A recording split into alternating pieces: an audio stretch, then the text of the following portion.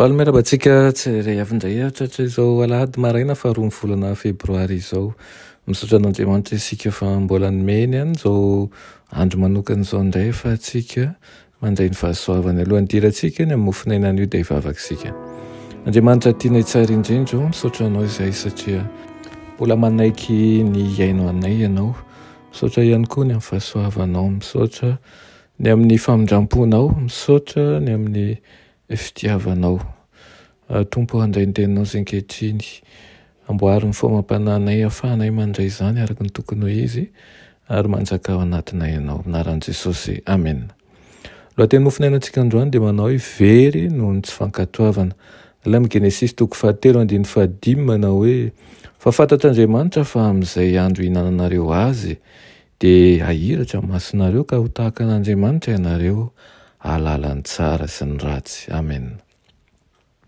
Rehefa hitan'ny Eva fa tsara ho fihinana ny azo sady mahafinaritra ny maso ary azo matsiritra hampahaendry dia nanotazany voany ka ny hinanany. Tamin'ny fandikana izay nambaran'Andriamanitra dia nanjary pakafanany vadiny izy ka dia nihinana izy. Ahiratra ny masonareo ilay fahavalo, tahaka an'Andriamanitra ianareo, ahalala ny tsara sy ny ratsy. Tena hiratra tokoa moa ny masony, saingy fahiratana mampalahelo nahoana re zany. Ny fahalalana ny ratsy sy ny ozon'ny fahotana no hany azon'ireo mpandika lalàna.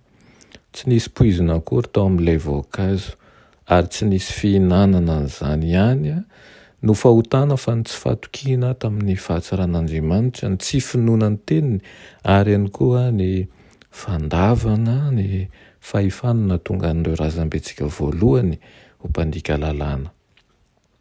Very avokoa noho izany ny zavatra rehetra satria ny fidiny iaino an'ilay mpamitaka ny olombelona toy izay ilay fahamarinana izay hany manana ny fahalalana.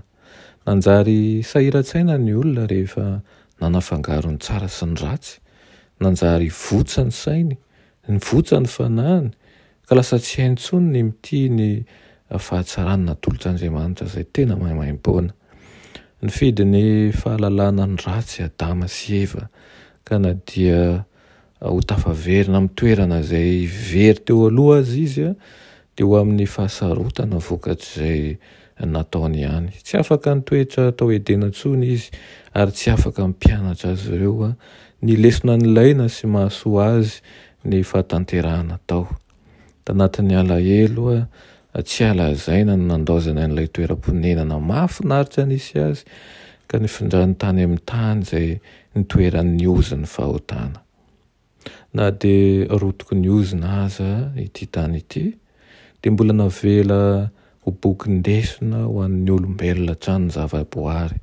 Tsy ny tsara rery ihany no hita eo aminy satria eny rehetra eny koa ny ratsy ka manimba ny tany sy ny ranomasina ary ny rivotra, maharay fampitandremana tsy miato avy amin'ny zavaboary izay maneho fahalalana ny tsara sy ny ratsy ankehitriny isika olombelona vokatry ny fahotana.